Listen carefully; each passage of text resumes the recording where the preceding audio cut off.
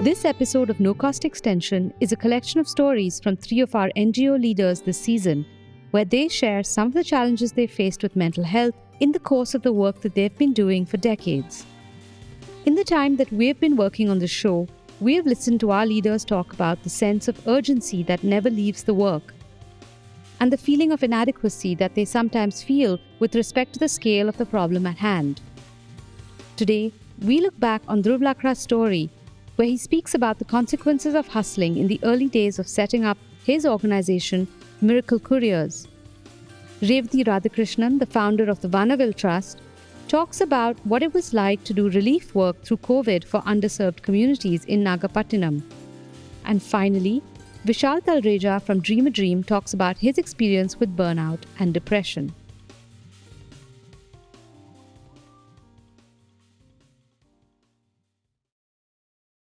So, I have a long list of supporters, and I think luckily for me, it worked out for me, but it was also two-way street again, sitting and sending emails to people that this is what I want to do. I need some help, financial or non-financial. Parallelly, I was finding a little office space, parallelly writing to the deaf youth and deaf clubs. Bombay has a culture of deaf clubs. Going and talking to the deaf leaders and asking that this is what I want to do. I realized the first thing I realized when I walked into a room with deaf people, I don't know how to sign. And I was like, how am I going to work with it if they don't understand me and I don't understand them? So I started learning a little bit signing on the side. Business sign, I would call it, or working sign, I would call it. So start talking to them. Hired 2 delivery boys, potential delivery boys. Parallelly, Anuvaga gave us space, 50 square feet, 50. Called the delivery boys to the office. Gave an order for 10 t-shirts because I could not afford 12 t-shirts. So we made first 10 t-shirts. It was like, everything. That's what true entrepreneurship is. And then wrote to Mr. Anand Mahindra, and Mr. Mahindra has made a proposal that we will do your deliveries in a certain area because we don't have a network, we don't have a massive team. And within 10 minutes, I get a reply from Mr. Mahindra marking to the HR head of Mahindra and Mahindra that let's give Miracle a chance. By the way, that time the company was also not registered. So I had named it, but I was hoping that it'll get registered. So all that is happening on the side. And I remember that you and Meera generously offered me office space. So I used to walk in, send my emails because I couldn't afford internet, go out, lots of going on. And we started with Mahindra. I think Mahindra was our first client. And we started doing basic letters or magazines for them, which were not very important. And I remember the first delivery boy we had, his name is Ganesh. He's still with us. I used to follow Ganesh with a notepad on the street, observing that how will he do deliveries. And we were delivering in Bandra on Perry Cross Road. And Ganesh obviously doesn't know the area. And Ganesh is asking people on the street. So I had told Ganesh to start asking panwalas or watchmen because they know the local area and the local buildings. So he's asking the panwala and pointing towards the address. And the panwala is shouting and saying, signal sit, right leke second building. Signal right, second building. And Ganesh is deaf. He can't hear, he can't speak. He's standing there. The panwala starts raising his voice. Seedha jao, signal se right lo, dusra building. And I really wanted to intervene, but I said, I can't intervene every day. So I kept quiet. So I'm observing. He starts raising his voice even more to the point that he's almost about to hit him. So I quickly run and tell the panwala that uncle, sir, ये लड़का सुन नहीं सकता है और बोल नहीं सकता है for English listeners that he can't hear and can't speak. The panwala tells me, उसको बोलो मुझे बोले he can't hear and can't speak. Tell him to tell me that. I said he cannot tell you that. Then I realized this idea is not going to happen. Challenges like that. Then he started coming to work regularly, started paying him on time. Then he started getting more boys. He got 10 more boys, 15 boys. We needed more space. And I wrote to Mr. Birla, he loved the idea. And he said, why don't you come and meet us, meet our team, see what we can do. They gave us 200 square feet. So from 50, we graduated to 200 square feet. And we now still our office. And he's been very, very generous to us and really, really supported us. And I sit in that office. It's in Industry House. And we're going to be here for a while. And it's a mutual understanding with the Birlas because they really loved what we do. Then Mr. Birla said, why don't you look at hiring women? They can be a back office because women with disabilities are really at the bottom of the list. So we started hiring women, and then there was another angle to it that Indian men being Indian men never listen to the Indian women. So there was another social angle to it. So I'm parallelly understanding how the community works. I'm getting insight into the deaf world. It's a very different world, Deval. it's not a world that we understand. Partly because people with disabilities are so segregated in our society that it's a surprise. I was like, wow, this also happens, that also happens, because I was embarrassed that as someone who calls himself a active citizen of this country and a so-called entrepreneur trying to do things, I did not know even basics of this community. And I started realizing, started reading, started researching that the stigma and the social conditioning happens at a very deep level at a very younger age. Then I started asking my friends that, did we have blind kids in our school? No. Did we have deaf kids in our school? No. Did we have kids in a wheelchair in our school? No, because they go to separate schools. When they go to a separate school, they go to separate colleges. Most of them don't study. So they live in a parallel world. So I started asking myself that, am I trying to bridge that world? So a lot of questions happened when I grew this venture. And it really, really took a toll on me emotionally, really badly. And I went through this phase where I was like, this is not something I want to do anymore, or it's not resonating with me. I had no money, I was not paying myself. And if I could turn back time, that's a mistake I did. I really stopped caring about myself. And it took a toll on me emotionally and physically, relationship wise. Lots happened. And I realized that I shouldn't have done that. That's the problem with bootstrapping. You cannot bootstrap all the time. I should have raised money that time, but I didn't. I should get up in the morning, have a glass of water, quick cup of coffee, one vada pav, I'm out. Come back, sleep, one vada pav a day. That's what I did for longest periods of time. Started falling sick. My friends, my family started telling me this is a no-go, not paying myself, sleeping 3 hours a day, writing emails to Mr. Mahindra at 4 in the morning. I mean, now I look back, I'm like, I did it. I shouldn't have done it. That's being stupid. There were times that I didn't have money for a taxi to meet a client. And then one day I started asking myself, I'm being stupid. This client is going to give me business and I don't have money to reach him. So that's the flip side of bootstrapping. It went into my DNA that I have no money. And you need money to experiment. You need money for innovation. You need money to challenge status quo. Nagapattinam is on the brink of one on the sea. Okay, we were one end of this world. So disasters are like regular relatives visiting us. Like every 3 years we have a flood and all that. But COVID felt so much like a tsunami. Every week I was losing a family member or a friend, and I was working in the hospitals. So I didn't want to go anywhere near anybody, not even near my children. And that was really difficult. I actually remembered the scene in the tsunami. I remember when we were clearing dead bodies. There was this father who used to come, and his son's name is Tamilarasan, I think. It's like a vast land, Nakkarapetai. It was all like slushy, marshy land. That's where we were finding the dead bodies.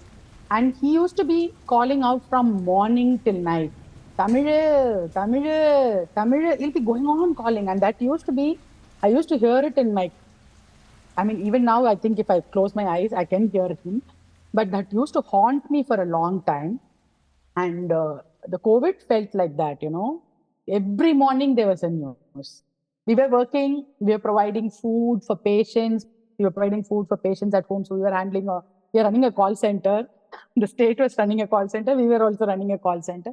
All that we were doing, we were talking to donors, like from my whole day used to be talking to people for oxygen concentrators or oxygen plants, because Nagapattinam still does not have a single ventilator and still does not have a single private hospital with an ICU, which means the government hospital is the only source. And that felt like we were also living here. So one, we were worried about our community, but we were also worried about everybody, like including us. And we were doing this work, but things were going really bad in Chennai and elsewhere. I lost my aunt.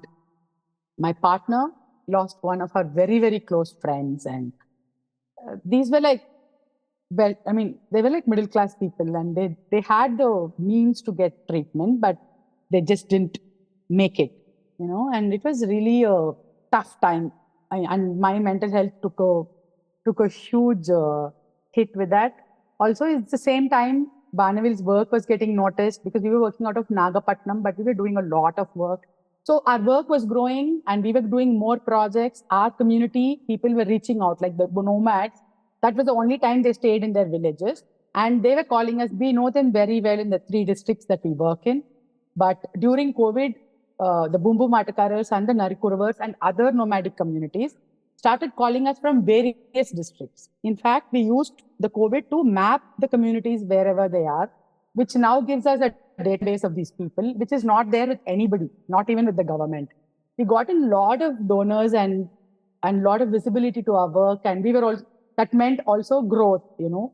And at the one hand, the crisis and the lockdown were really difficult to deal with. It's a challenge that none of us knew how to go around it. Our people work in places of large gathering. And throughout the COVID, those were the places which were completely shut, which meant we had to support them with food. How many times can you do relief? It's also not a viable process. That is one thing. And then we were helping other vulnerable groups like single women, widows, and differently abled people, all that. And I'm losing people and I can't even say goodbye to them. Like some of them were very, very dear and important to me. So I couldn't even get closure, that I couldn't even see them, see their funeral or anything, you know. And that was a big thing that I held in my chest. And I think it's true about many people who work in these situations like you, like me, my team. So everybody suffered in the COVID. Mental health is a serious issue. And many times I feel like it's you are feeling like you're depressed because you have the privilege to feel it.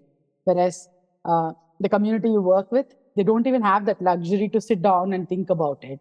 But somehow I find like marginalized communities have their own ways of, I'm not saying that they don't need formal mental health care, but they are better equipped about dealing and sharing and these things. Whereas people like us who are into work like this, where there's a lot of guilt and about your privilege, about your positionality, about appropriation, all these concepts that are going on in our head, we feel we don't take the step to share things. And actually, COVID took me to a complete burnout, and I had stopped behaving normally or just taking things for, like, looking at a day as a day, you know, like you were constantly in a firefighting mode and troubleshooting mode.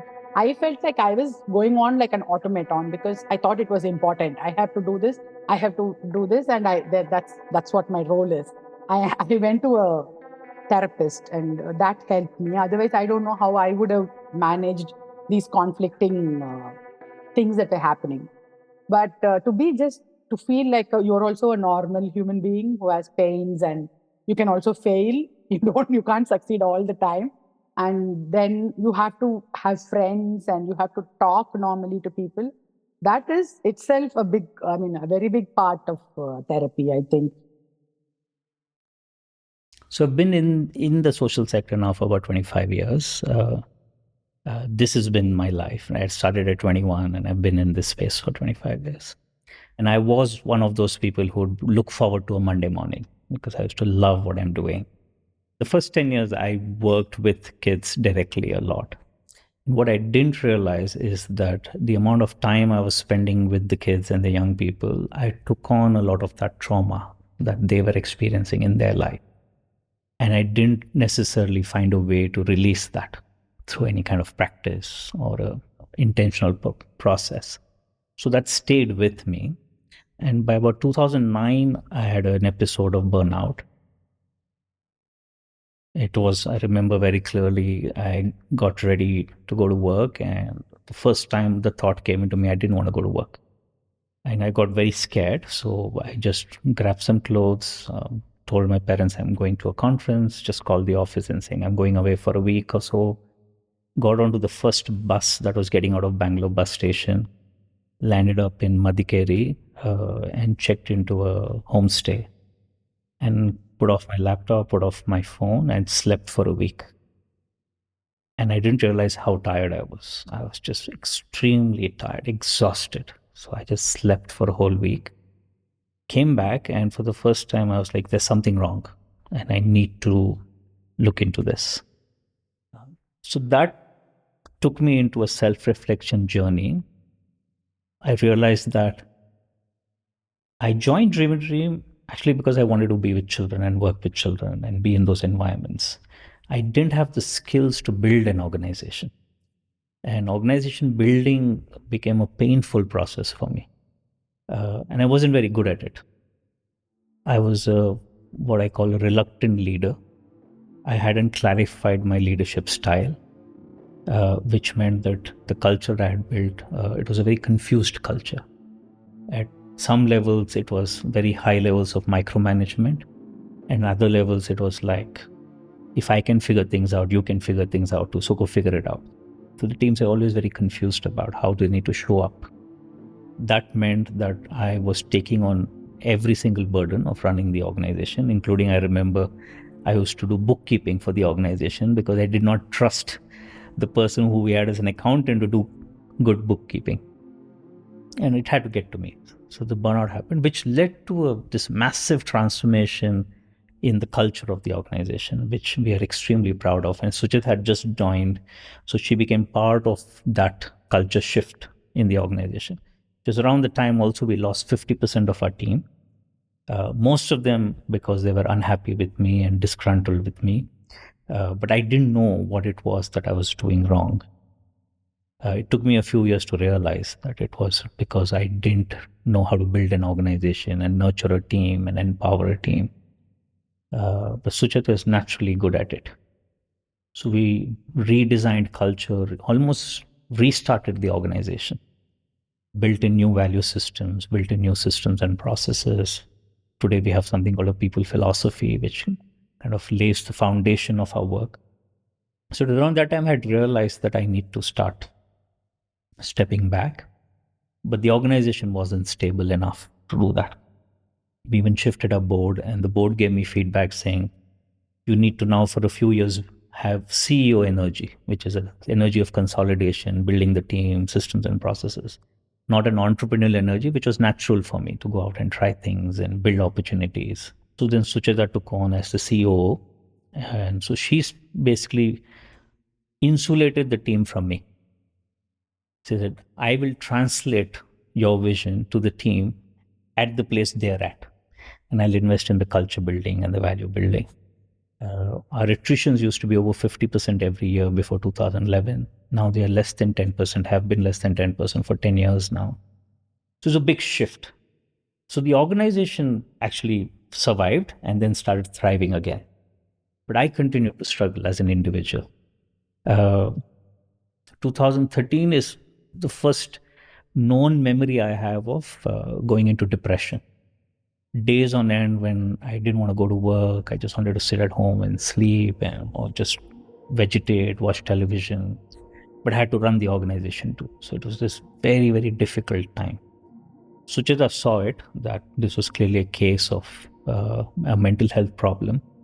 I was not ready to acknowledge it. It's like it's a phase, it'll go away, right? And of course, there were phases when I was high energy, because the other thing I learned over the period of therapy and everything is that I'm a functional depressive person. So I can also function very effectively while being depressed. The Nirbhaya case was really what broke the camel's back, because that put a huge self-doubt in me about our work itself. Because the people who committed that crime, I kept thinking that at some point they were kids. And at some point something happened in their life that they became who they became. And why were we not there as a society to support them, to give them love and care and respect and dignity so they wouldn't grow up to become who they became? So I took that on very, very personally. So I lived with it till about 2016 when I fell ill. I had a crazy stomach infection and I was ill for a whole year. I couldn't keep any food inside of me. My gut had given up. All kinds of new health complications started. That was the time I realized that this is my body now telling me, I'm giving up on you. You're not listening to me anymore, and I'm giving up on you unless you choose to now start working on yourself. So that's the first time I started seeing a therapist. I went to a psychiatrist, got into medications, got into a whole therapy process. got better. The board gave me a free hand saying, go discover a new role for yourself, see what you want to do. And I found a beautiful new role for myself, which is to move from an organization agenda to a cause agenda, to start now becoming the voice of young people. And I found the outlet of that in working with international organizations. So being the voice of young people from adversity in India, in spaces like the UN and OECD and all the other international, bilateral, multilateral organizations, loved the role, which meant I started traveling intensively. I was traveling 20 days a month. So what I had again skipped is that my body needed time to heal. Body needed rest. But I got excited about this whole new challenge, whole new role, and I went after it. Till the day India went into lockdown, I was traveling. COVID was very difficult for me. I had a beautiful home that I could stay in. There was tremendous guilt that I couldn't be out there. And my team was out there. The entire team was out there doing COVID relief, COVID support to the young people and their families.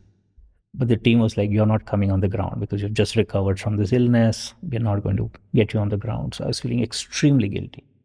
So I did a lot of work in the back end trying to raise funds and get support, but it was not the same. I had COVID twice, long COVID, so health issues, because my immune system had completely been compromised. Went back into depression. And this time it was even more severe. Again, worked through it, got out, didn't give my body enough rest. As soon as COVID got over, I started traveling again. And I remember doing these 3 international trips and 1 trip to Nagaland in a span of 3 months. All those trips I was ill. And I finished my Nagaland trip in June 2022. I came home and I had a nervous breakdown. I just crashed. My body just crashed. It was so severe that I couldn't step out of the house. If I opened the main door, I would get scared. My whole body will start palpitating, shivering. And it was a whole new experience for me. I've never experienced anxiety like this. So for 2 months, I stayed put at home. I couldn't go visit my parents. It was just too scary to step out. So that's when it hit me that, I'm not dealing with this right. I'm just finding band-aid solutions. I'm 45. I have another 25, 30 years of work, and I want to be able to do this work. If I do it like this, it's clearly a case where I'm going to kill myself. If I have to be healthy and well to do this work and be even authentic to the young people, because we're asking young people to have good lives, good, healthy lives. I cannot be truthful to that idea if I'm not doing that for myself. That started a whole new journey of investing in my mental well-being. So therapy, to art practices, to mindfulness practices, to physical health. I won't say I'm doing very good with it, but I'm recognizing that's what is important now, and I reduced a lot of my work. But it was also around that time, through COVID and post-COVID, I was connecting with a lot of social sector leaders. And the common trend was this sense of exhaustion, burnout. Not necessarily because they'd been working for 20, 25 years. It was also because, one, COVID was a big turning point for many people. It almost pushed back a lot of gains we had to many years back. It was also because of what was happening around the world with high levels of polarization. Also because we had so much more exposure to bad news. It was easy to get bad news. Earlier, it was not that easy. You got it through the news channels. Now with social media, you could have access to bad news all the time. And everyone is seeking help. Everyone is seeking support. So it's too overwhelming. So social sector leaders I was speaking to were also going through this self-doubt, identity crisis, imposter syndrome. Like something is becoming systemically wrong now. This is not just my problem anymore. It's a systemic challenge that seeping into the sector. So I took a couple of sabbaticals also in between this. And the sabbaticals helped me. They really helped me slow down, take a pause. I didn't do anything great in those sabbaticals other than sleep. But I realized that's what I needed. So that led to me talking to Donald Lobo from Chintu Gudia Foundation. It was actually in 2022 I spoke to him about it. But because of this whole anxiety challenge, I couldn't do much about it. I said, I think we need to do something to support social sector leaders to be in this for the long run. If we start losing social sector leaders to burnout and exhaustion and to becoming critical of this work, then who will do the work, right? We need this team. He was amazing. He was generous. He said, if you want to start something, I will back it completely. So come up with it and let's start it. It took me a year before I could work through my own issues. And then finally, last November, we started the Cocoon Initiative. And Dasra, of course, you came in to support it. You said, we'll handle all the back end. Donald Lobo, of course, has put in the money. And we launched it on November 13th. And in less than 3 months, we had 40 applications. And we didn't do any marketing other than putting it out in the Dasra newsletter. Other than that, we didn't do anything. There are 40 applications, and every single application is primed to get this kind of support for a variety of reasons. From Bilaspur to rural Chhattisgarh to Madurai to rural West Bengal to urban Mumbai. Social sector leaders across the board coming in with this sense of, I'm exhausted. People who have worked for 10 years to people who have worked for 40 years in the sector. Yeah, I think we've caught on to a systemic challenge in the sector that needs to be addressed.